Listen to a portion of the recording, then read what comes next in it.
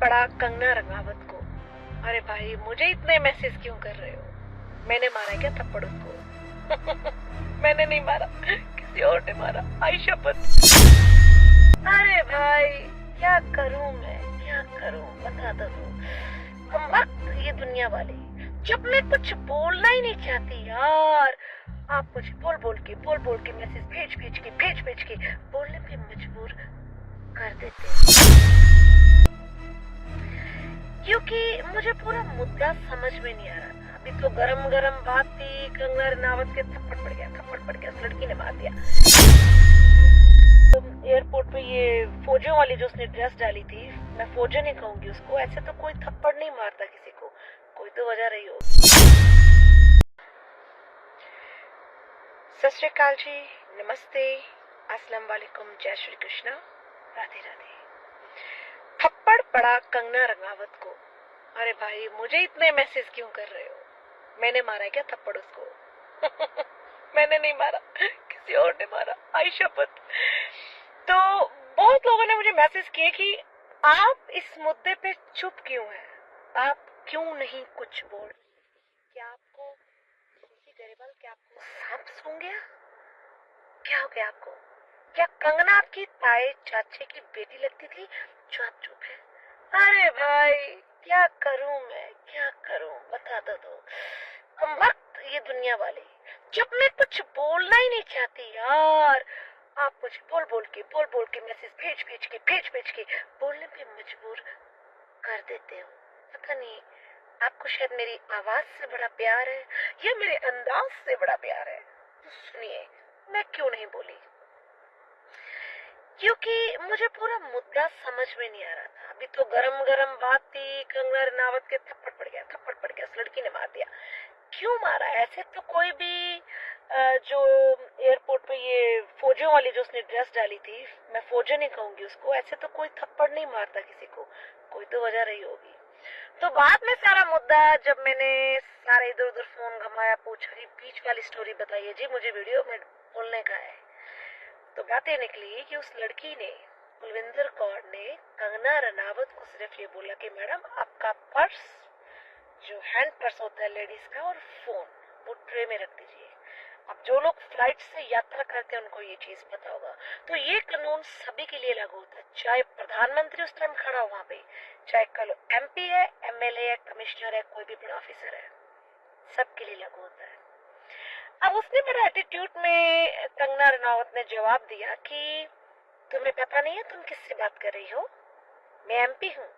अरे भाई, अभी एमपी नहीं हो आप, आपने अभी तक ओथ यानी कि शपथ नहीं ली, और जब तक आप शपथ नहीं लेते हो तब तक आप एमपी नहीं हो सकते।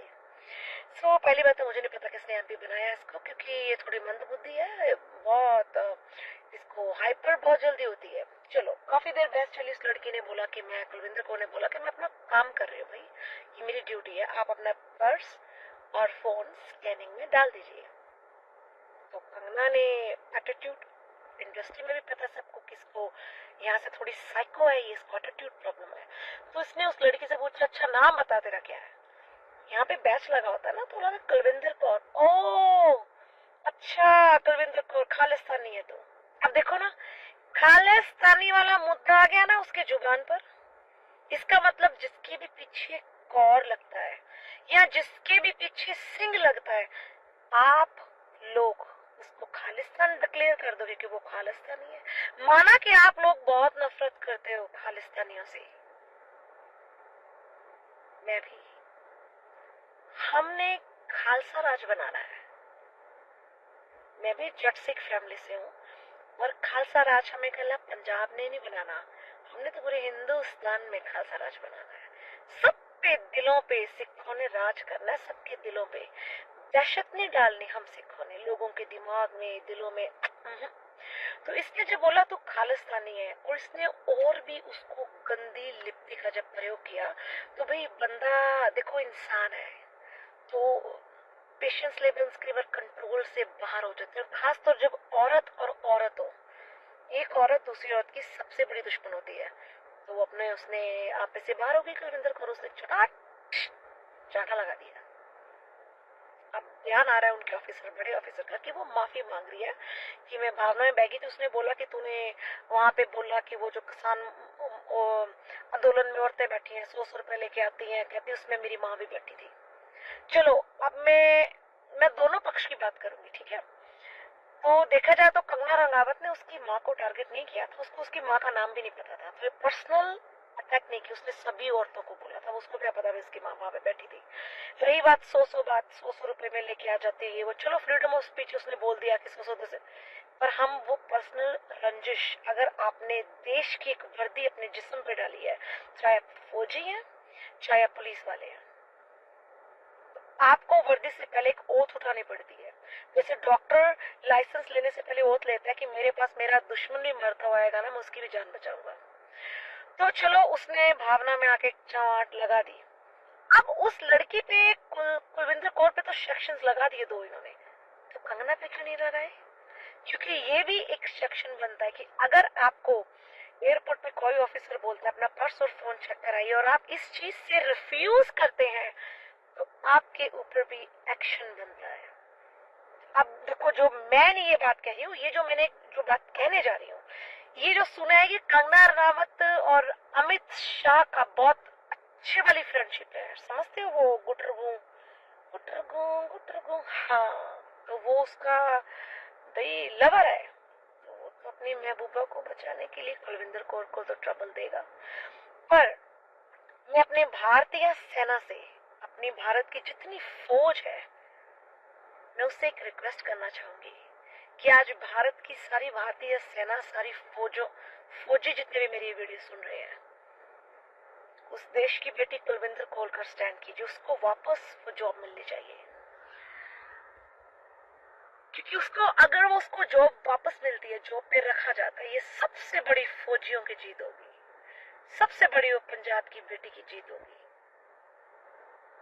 आप लोगों को ही लग रहा था कि शायद मैं कंगना के हक में डालूंगी, नहीं नहीं नहीं नहीं, नहीं, वो मैंने पहले बोला मेरे ताए चाचे मामे किसी की बेटी नहीं हो और ऐसी औरत मेरी कोई रिश्तेदार नहीं हो सकती है जो बात बात में बॉयफ्रेंड बदल लेती हो, फिर उनसे महंगी महंगी शॉपिंग लेते हो, जिसका एक कहते हैं कि एक चुंबन भी 5 लाख में बिकता है ऐसी औरत से हमारा कभी कोई रिश्ता नहीं हो सकता है। अब अमित शाह की कहते हैं कि कंगना रनावत गर्लफ्रेंड है, ये मैं नहीं कह रही हूँ, ये लोग, ये समाज, ये दुनिया, कमबख्त ये दुनिया किसी को जीने नहीं देती। अब मोदी जी, आप बताइए, आप तो बड़े बड़े भाषण देते हैं भारत पर, मेरा भारत, मैं भारत के लिए ये करूंगा, मैं भारत के लिए वो करूंगा। अब भारत की एक बेटी जिसने भारतीय सेना में भारतीय वर्दी डाली है, फौजियों की, भारतीय होने के फर्ज निभाया, आप लोगों ने उस पर सेक्शन लगा दी, उसको सस्पेंड कर दिया। मोदी जी, ये तो बड़ी शर्मनाक बात हुई है। उस बेटी को उसकी नौकरी वापस मिलनी चाहिए, मैं यही चाहती हूँ, क्योंकि कंगना रंगावत के मुंह पे सबसे बड़ा वो चमाट होगा ना, वो ये होगा कि उसको उसकी जॉब वापस मिली है। अब कंगना ने बयान भी दिया कि मैं वहां से जा रही थी, किसी ने मुझे हिट कर दिया, यहाँ पे हिट नहीं मैम, थप्पड़ मारे, पंजाबी हिंदी में चांटा लगाया, लाफा लगाया। तो ये देखो, उग्रवाद नहीं तो आप मैम, आप हम पंजाबियों को उग्रवाद नहीं बोल सकते हैं, this is not called to उग्रवाद, ये उग्रवाद नहीं है। अगर आप कानून की उल्लंघना करेंगे एयरपोर्ट पर या किसी भी सरकारी मुलाजिम के साथ आप ऐसे बदतमीजी से बोलेंगे और अभद्र भाषा का प्रयोग करेंगे, मैम अब एक थप्पड़ पड़ा है, अगर मैं उसकी जगह होती तो मैं 3-4 खींच के लाके के मुंह लाल कर देती। उसने तो शुक्र करो आपको सिर्फ एक ही मारा है। कंगना रनावत इंडस्ट्री की एक वो लेडी है जिसको कोई प्यार नहीं करता, जिसे कोई पसंद नहीं करता। जितने भी बॉयफ्रेंड इसके रहे हैं, सबको इतना इसको साइको प्रॉब्लम से, इतने बॉयफ्रेंड्स को इतने तंग किया, उनको कमरे में बंद कर देना, उनके फोन चेक करना, उनको इतना मेंटली हरासमेंट, इवन कि ऋतिक रोशन से भी मुझे ये उम्मीद नहीं थी। ऋतिक रोशन इसका एक्स बॉयफ्रेंड है, आज ऋतिक उसके साइड में खड़ा हो गया, ऋतिक से पूछिए सवाल जरा कि भाई तू कितना दूध का धुला है, तू भी तो अपनी बीवी छोड़ के कोई और, वो पहले कंगना के साथ अब एक और छोटी उम्र की लेके घूम रहा। भाई तू पहले लोगों को बयान दे रहा है कंगना ने मेरे साथ ऐसा कर दिया, वो कर दिया, मुझे साइकोपन में मुझे मार दिया, मुझे ऐसा कर दिया है, मेरा दिमाग मुझे डिप्रेशन कर दिया। आज तो फिर उस साइको की स्टैंड में खड़ा हुआ है। भाई तुम लोगों को स्टैंड है? साइकिल का भी एक स्टैंड होता है। साइकिल में 2-3 स्टैंड लगाओगे तो साइकिल ढंग से नहीं खड़ा होगा, चलाओगे तो वजनदार हो जाएगा। तो साइकिल का एक ही स्टैंड होता है और एक पे लगता है। तुम लोगों के सालों कितने स्टैंड है? तो जो कुलविंदर कौर ने किया, ठीक है, थोड़ा भावनाओं में बह के उससे चांटा लग गया, पर वर्दी ये अलाउ नहीं करती थी। पर देखो जी, हम इंसान हैं, ठीक है, और कई बार इंसान अपने इमोशंस को, गुस्से को कंट्रोल नहीं कर पाता। सो मेरी यही प्रार्थना है सारे फौजियों से कि इस बहन को इसकी जॉब वापस मिलनी चाहिए। जय हिंद, जय भारत।